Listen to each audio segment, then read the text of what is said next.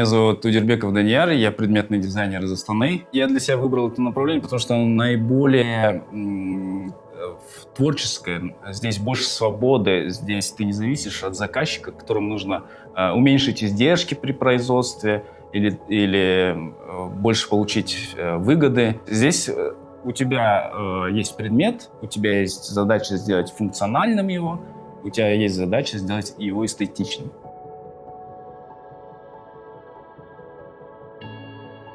В начале 2000-х годов я работал в графическом дизайне, проработал около 5 лет. В основном это была реклама наружная.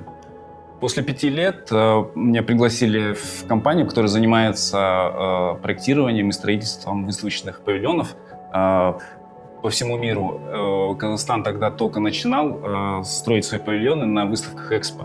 И удалось поучаствовать в выставках в Японии, в Корее, в Китае, в Испании. Проработав где-то до 2015 года, потом эта компания, дизайн-концепт Йордан, она уже закрылась. И после 2015 года надо было уже думать, чем же дальше заниматься. И я много думал об этом. Все равно хотелось заниматься в сфере дизайна, но вот что это будет и как это связать все вместе, дизайн и свои стремления, мечты. Моя жена мне нашла школу дизайна в Москве, называется «Детали», и я поступил в эту школу на предметный дизайн, на курс предметного дизайна.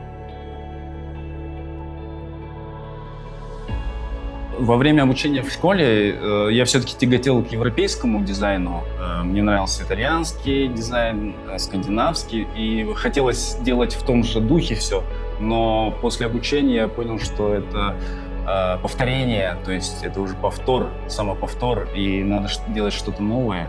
В общем, была такая история, когда мы учились, преподаватель в этой дизайн-школе дал нам задание такое — нарисовать дерево.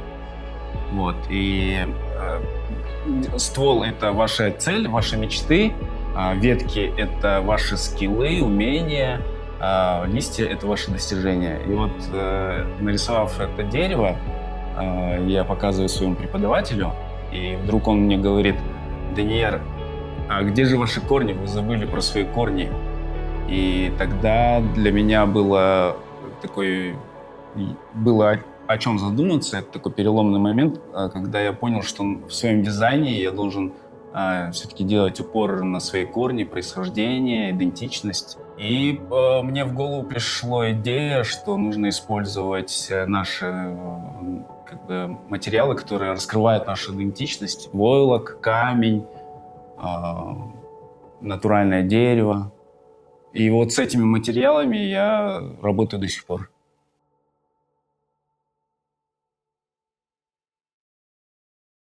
Ну вот первый предмет, который я сделал и который попал на выставку, потом дальше закупили в музей, в музейную коллекцию. Это вот кресло. Называется коллекция войлок. Это было кресло и пуфик. 3 здесь материала. Это войлок, это дерево и переработанные пластиковые бутылки, напечатанные на 3D принтере. Вообще форму здесь диктует каркас. Каркас сделан из черенков от лопат.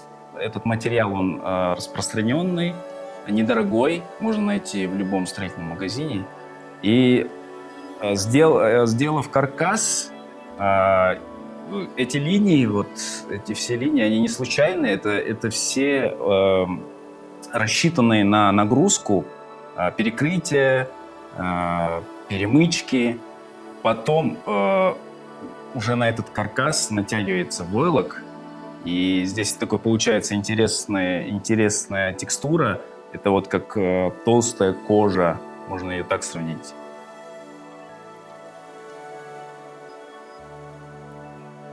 Когда я заканчивал школу, у нас было дипломное задание, и в этом дипломном задании было разработать концепт коллекции, мебельной коллекции.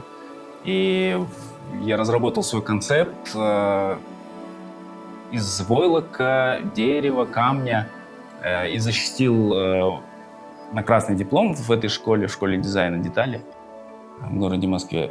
После этого я откликнулся на Open Call, и, к моему удивлению, организаторы сразу откликнулись и утвердили как часть выставки.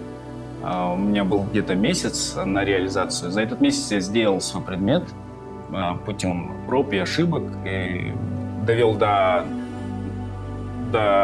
хорошего качества и уже участвовал с этим предметом на выставке. На выставке людям было интересно, во-первых, этот материал. Они никогда не видели, что войлок используют в мебели. Обычно это используется как ковровое покрытие на полу или на стене. И вот я представил свое кресло, я представил свой пуфик. На выставке это был как вау-эффект для зрителей, потому что люди не понимали, какой он на ощупь, он твердый или мягкий. Вот после выставки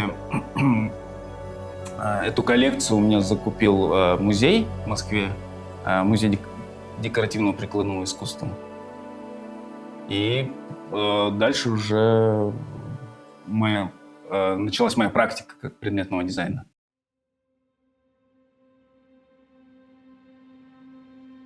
Уникальность моих предметов в том, что, к примеру, кресло, которое я сделаю, или другие какие-то предметы, ширма, например, я использую для кресла один большой кусок войлока. Ну, то есть современные распространенные предметы мебели, они в основном шьются из большого количества кусков ткани. Это все вместе сшивается на производстве, в цеху. Для своих предметов я использую один большой кусок. Это дает очень хорошие характеристики прочностные. И это еще дает, кроме прочности, эстетичность. У тебя нет швов.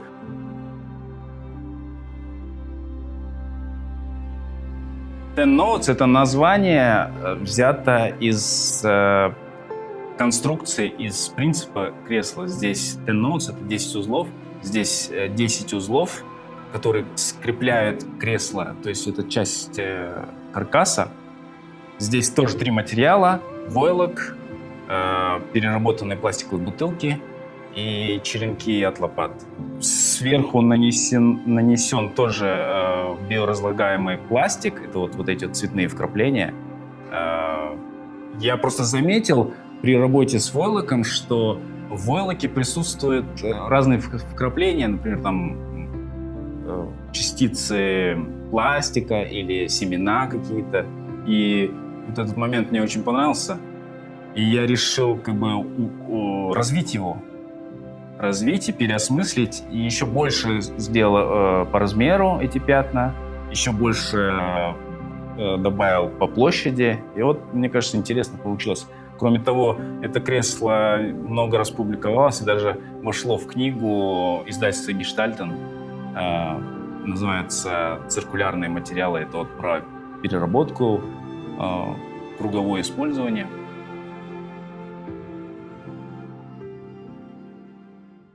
Ну, для меня источник вдохновения — это вообще повседневная жизнь. Я замечаю какие-то вот такие моменты в жизни, как сложена там упаковка или как завернут какой-то сверток. Мне вот это все интересно.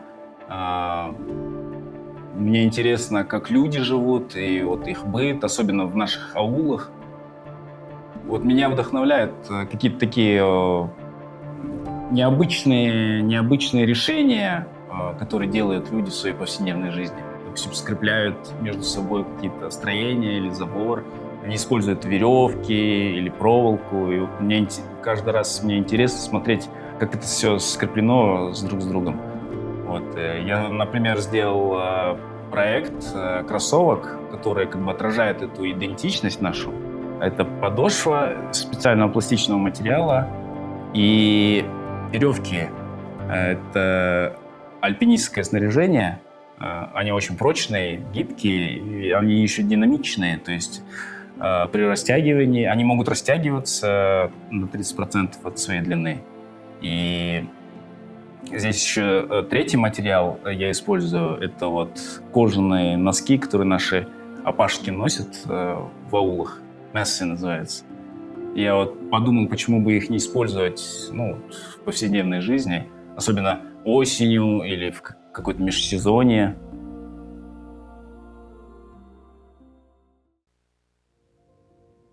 Каждый предмет — это прежде всего срез времени. И вот в каком ты времени сейчас живешь, какие вызовы этого времени, то такой и должен быть дизайн. То есть сейчас глобальные проблемы мусора, переработки — это вот то, что нужно людям, то, что и дает им смыслы. Человек не должен просто покупать кресло или какой-то предмет. В этом предмете должен быть смысл положительный, созидательный. Вот во время обучения я понял, что чтобы преуспеть в предметном дизайне, нужно не следовать трендам.